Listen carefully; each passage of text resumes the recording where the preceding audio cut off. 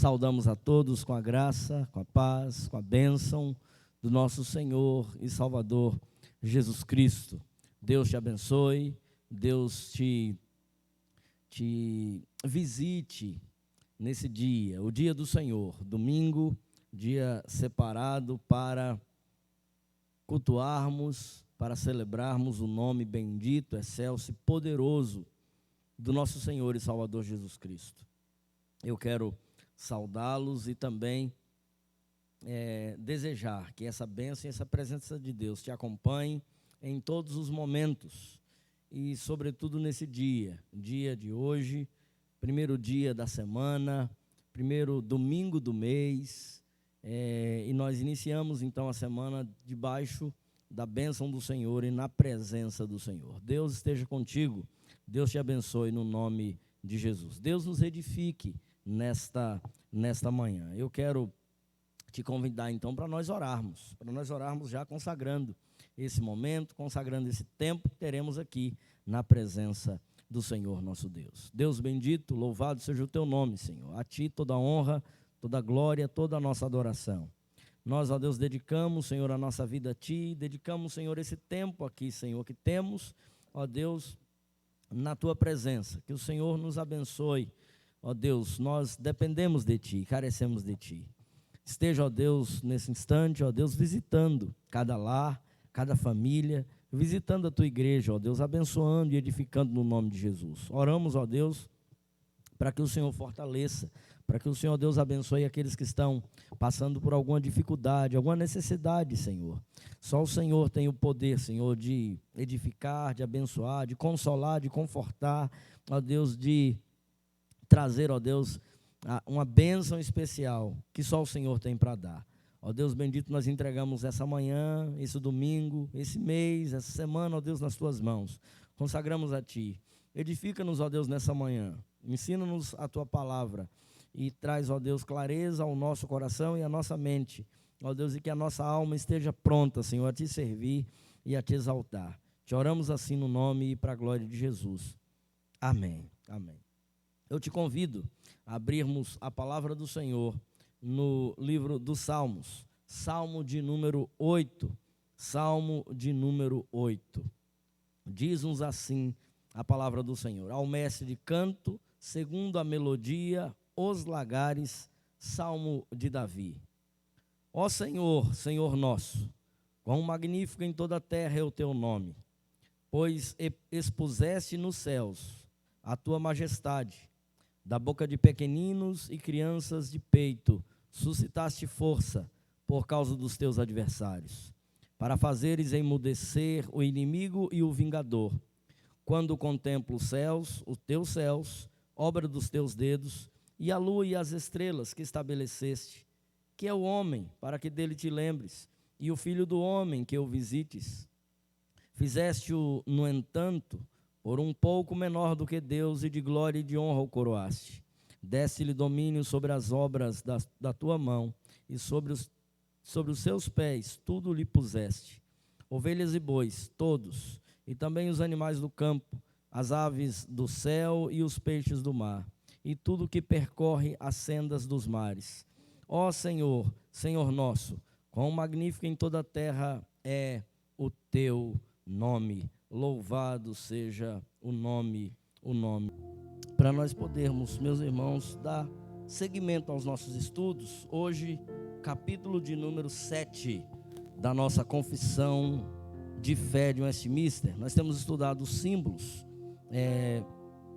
da nossa igreja, símbolos de fé da nossa igreja, e hoje iremos estudar o capítulo 7, que tem como tema do pacto de Deus com o homem. Antes de olharmos na confissão de fé, nós temos lido aí as perguntas e respostas do nosso breve catecismo. Eu quero ler com os irmãos as perguntas de 36 até a pergunta 40. De 36 até a pergunta 40.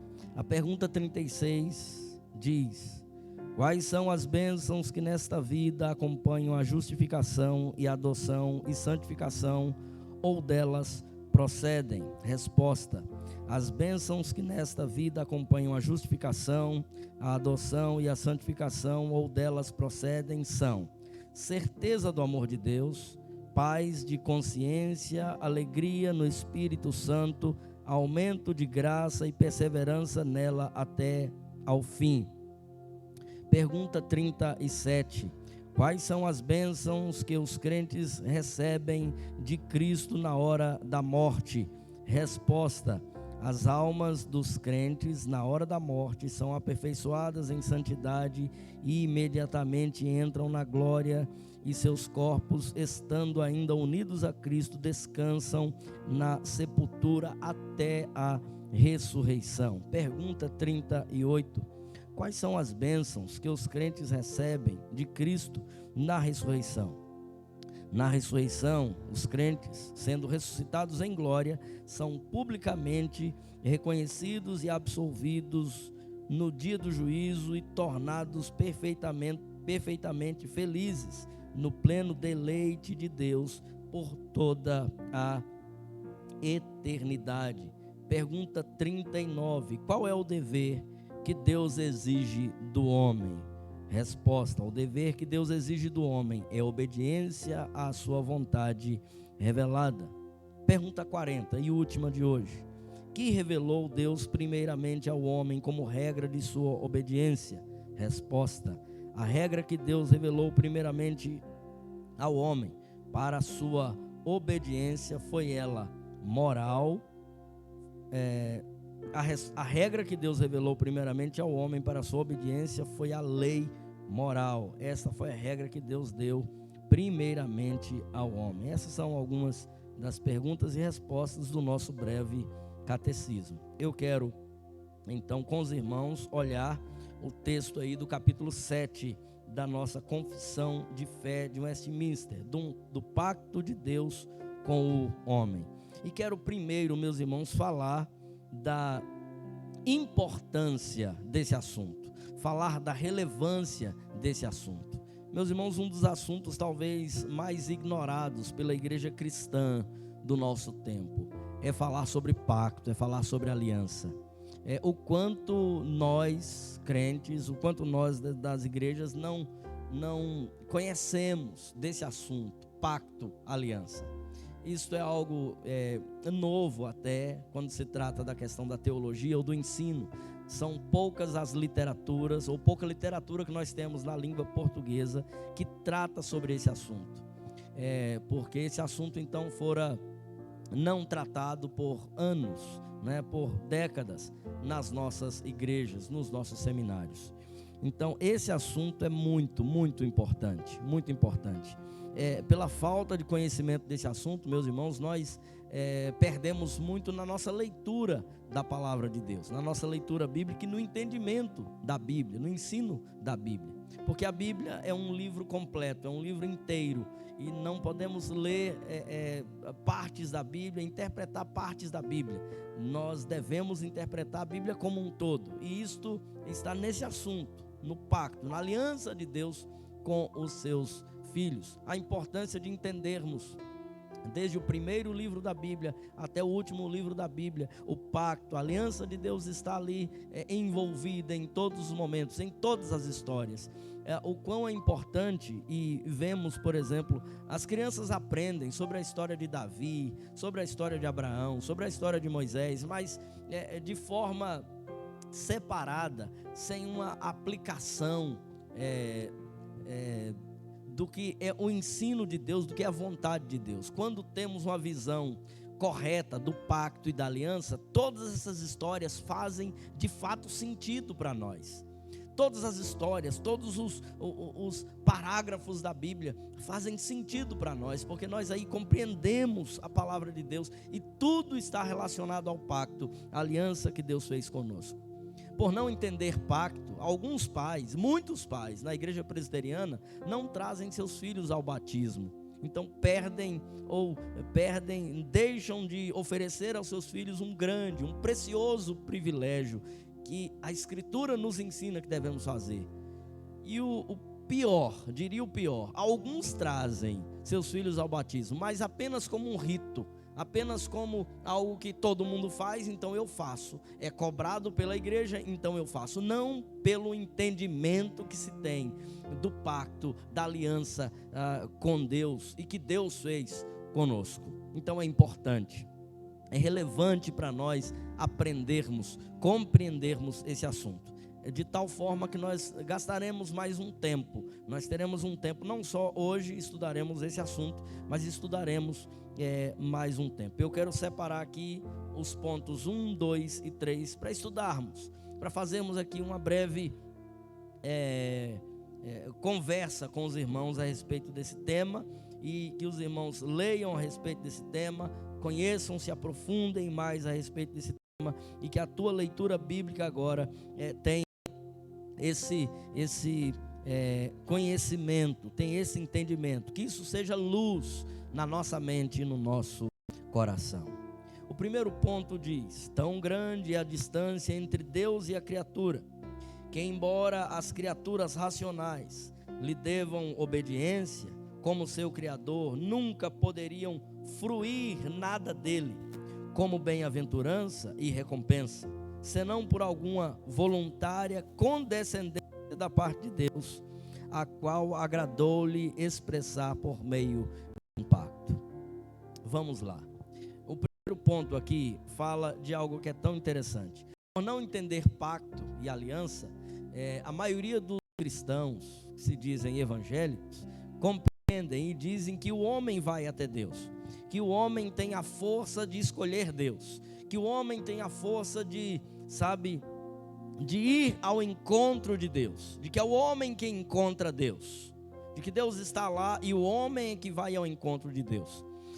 Por entender pacto, por entender aliança e como deveríamos entender de fato, e quando entendemos isso, nós entendemos um Deus que é soberano, um Deus que é poderoso, um Deus que não precisa de nós, um Deus que criou o seu povo, que fez as criaturas, fez todas as coisas, criou o homem, mas que não depende do homem. E ao contrário disso, é o homem que depende de Deus, é o homem que carece de Deus, é o homem que precisa de Deus. O homem é pequeno, nós cantamos aqui, né?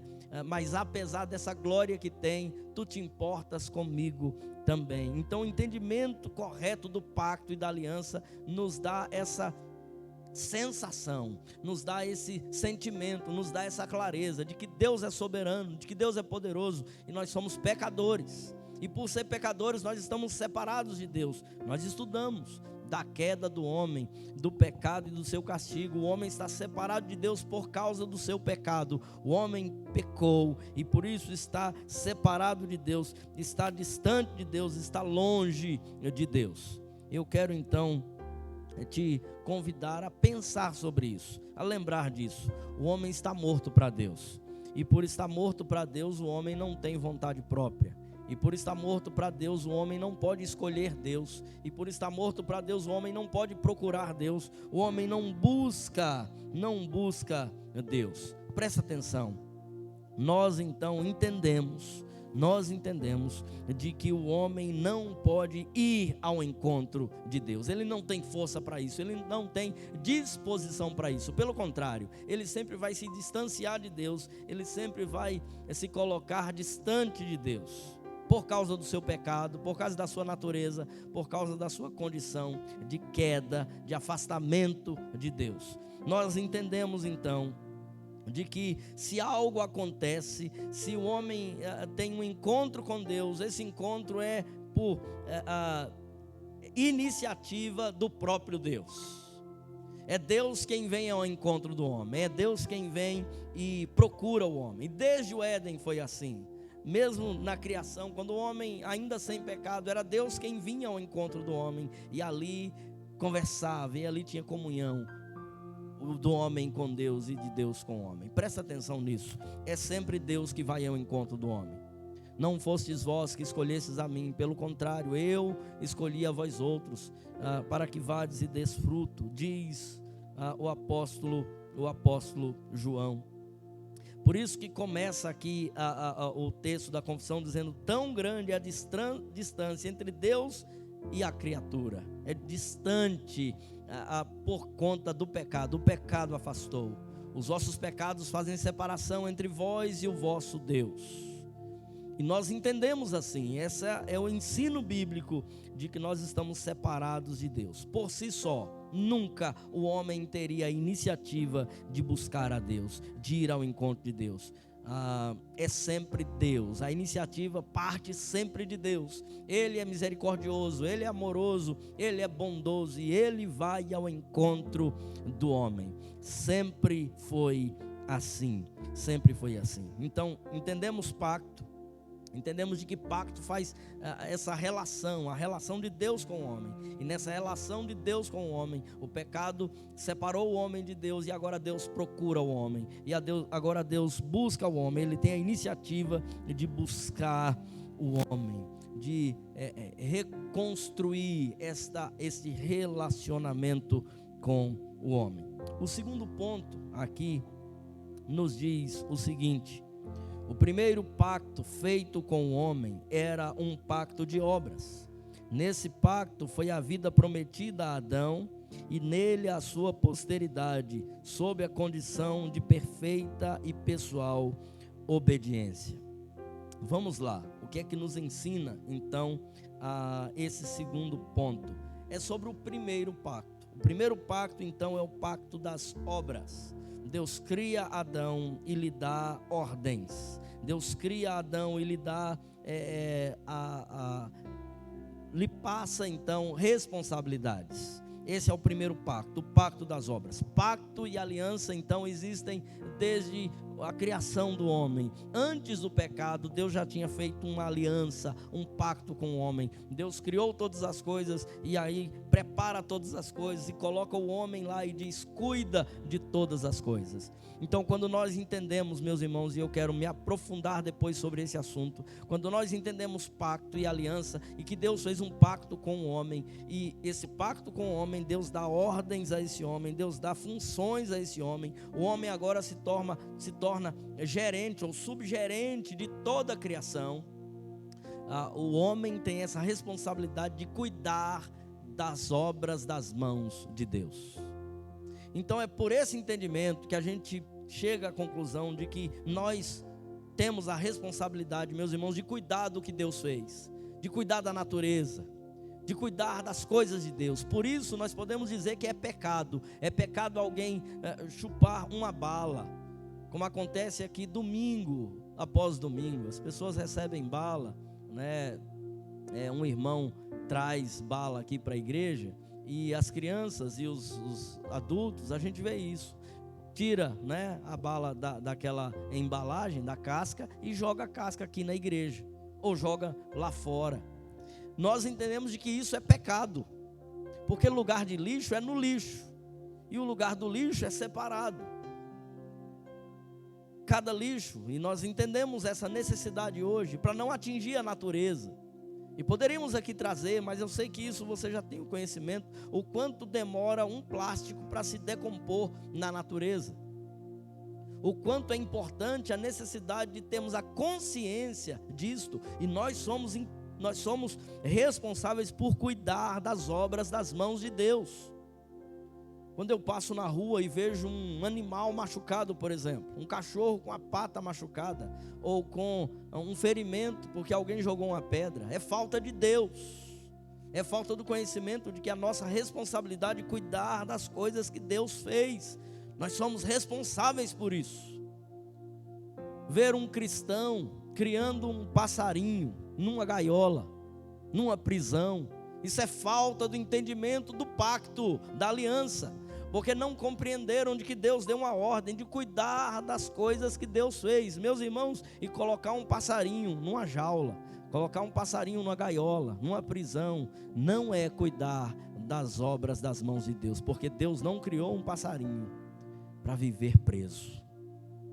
Entende a necessidade de compreendermos a aliança, de compreendermos o pacto das obras, o pacto que Deus fez com o homem, de cuidar das coisas das mãos de Deus, de cuidar do que Deus criou, de cuidar das obras das mãos de Deus. É nossa responsabilidade, meus irmãos, é nossa responsabilidade cuidar daquilo que Deus criou.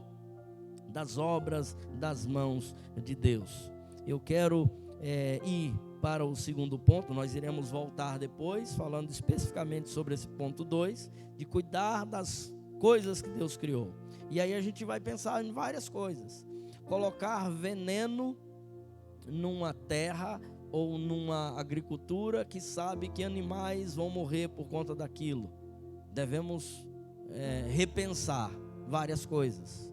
Então isso tem um desdobramento muito grande, esse assunto. Nós iremos tratar desse assunto, porque é o entender o pacto das obras. Não ficou com Adão, foi feita com Adão, e Adão representava toda a humanidade. Eu e você temos a responsabilidade de cuidar das obras das mãos de Deus, E tudo que nós fazemos, meus irmãos, tem um impacto na natureza, mas sobretudo tem um impacto maior, porque é pecado diante de Deus. É não obedecer a algo que Ele deu para nós, uma ordem que Deus deu para nós, é cuidar das coisas que Ele criou.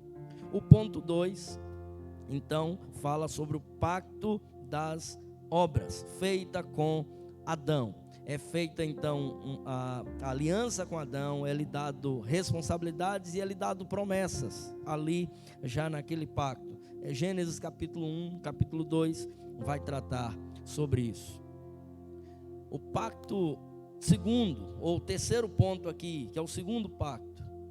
O texto diz assim: tendo-se o homem tornado pela sua queda incapaz de ter vida por meio desse pacto, o Senhor designou-se a fazer um segundo pacto, geralmente chamado de pacto da graça. Nesse pacto da graça, Ele livremente oferece aos pecadores a vida e salvação através de Jesus Cristo, exigindo deles a fé, para que sejam salvos, e prometendo o seu Espírito Santo a todos os que estão ordenados para a vida, a fim de dispô-los e habilitá-los a crer.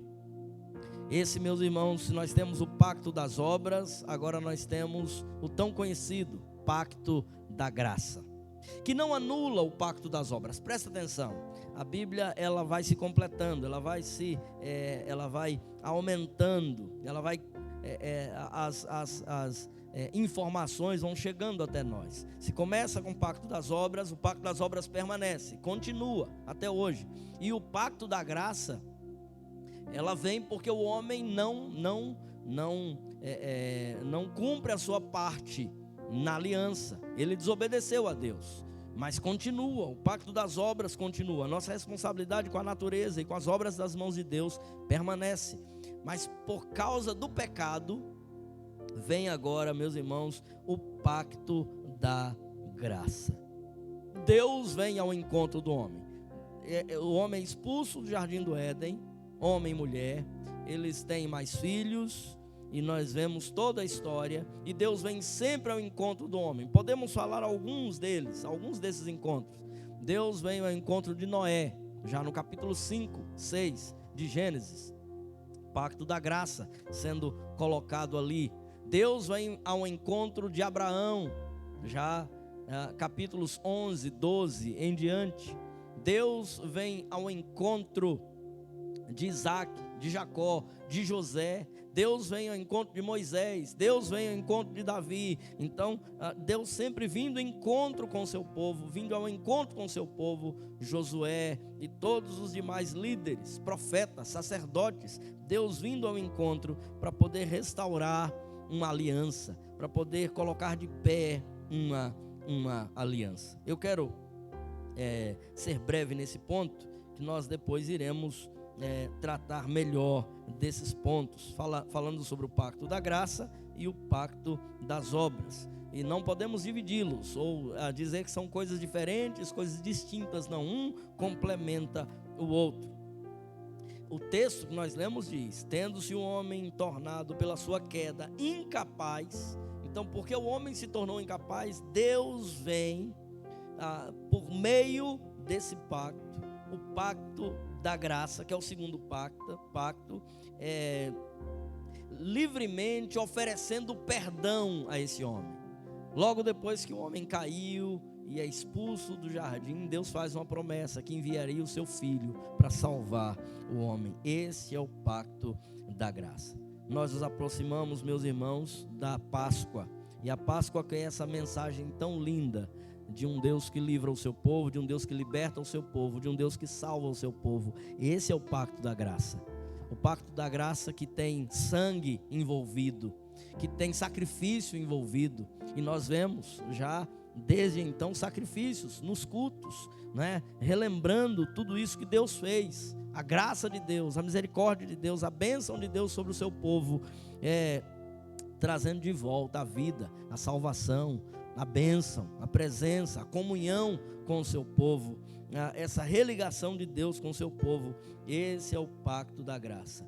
A Páscoa, que é a data mais importante do cristianismo, porque mostra isso, porque fala de um Deus que morreu na cruz do Calvário, porque um dia ele fez a promessa de que salvaria o seu povo, e ele salva o seu povo. Quando Jesus, na cruz do Calvário, ele dá aquele grito: está consumado, foi pago. Ali o pacto da graça conosco, Deus cumprindo a sua parte, Deus, como Deus fiel que é, fazendo aquilo que era necessário para a salvação do homem, derramando o seu próprio sangue por nós. Deus tenha misericórdia de nós, Deus nos abençoe, que a gente aprenda esse assunto, e que a gente tenha a consciência, que a gente tenha a graça de podermos, compreendendo esse assunto agora, viver para a glória de Deus, viver para a honra, viver para o engrandecimento do nome do Senhor nosso Deus. Deixa-me, meus irmãos, terminando já aqui, dar alguns avisos que são avisos importantes aqui para a nossa igreja. O aniversário da nossa igreja se aproxima, dia 3 de maio, e nós então aprenderemos, algumas músicas, e temos dito isso aos irmãos, e já começamos hoje com o hino 298, cantaremos também o hino de número 18, Deus dos Antigos, cuja forte mão. Aprenda esse hino, cante esse hino em casa, para que no dia você possa participar conosco dessa grande festa, dia 3 de maio e dia 7 de maio. Queremos avisar também que o conselho resolveu fazer da seguinte forma: nós, por ser a Páscoa, um dia importante, e no segundo domingo desse mês, no dia 9, no próximo domingo, hoje, dia 2, seria a Santa Ceia, por ser o primeiro domingo do mês. Nós não teremos a Santa Ceia no nosso culto à noite. Nós teremos então a ceia num culto especial, alusivo à Páscoa, no próximo domingo, no dia 9, que será pela manhã. Aí nós faremos a transmissão ao vivo, essa é gravada, a gente grava e põe, durante no domingo, no horário da escola dominical, mas na próxima semana será ao vivo. Então você participe conosco desta programação. Dizer aos irmãos que nós já atingimos 1.000 inscritos no nosso canal. Estamos com mais de 1.200 inscritos no nosso canal. Nós louvamos a Deus e agradecemos a você que participou desse momento, e que tem participado desse momento. Não deixe de compartilhar os vídeos do canal da igreja. Não deixe de marcar lá, de dar o seu joinha. Não se esqueça de fazer isso, é importante para nós. Eu peço também que você compartilhe com os teus grupos de WhatsApp, no Facebook, no Instagram, também os nossos vídeos. Tudo isso é muito importante para nós. Se inscreva no nosso canal também. Se inscreva no nosso canal lá no Instagram, no Facebook.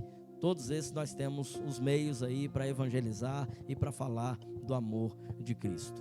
Deus abençoe a tua vida. Eu quero também falar sobre a programação que teremos na próxima semana.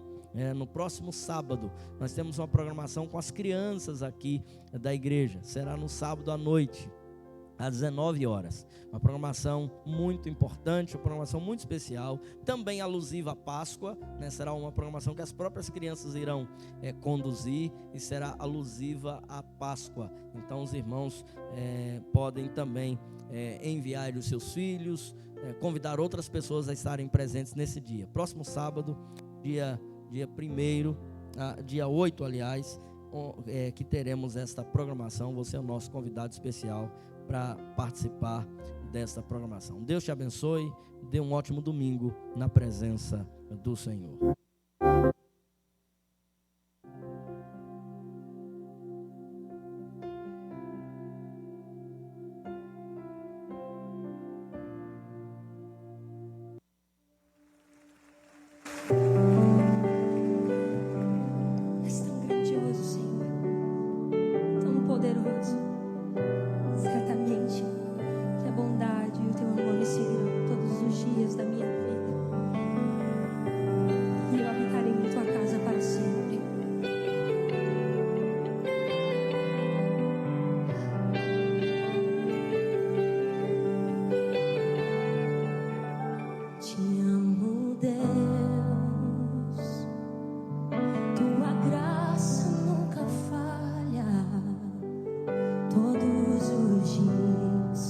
Eu estou em tuas mãos, desde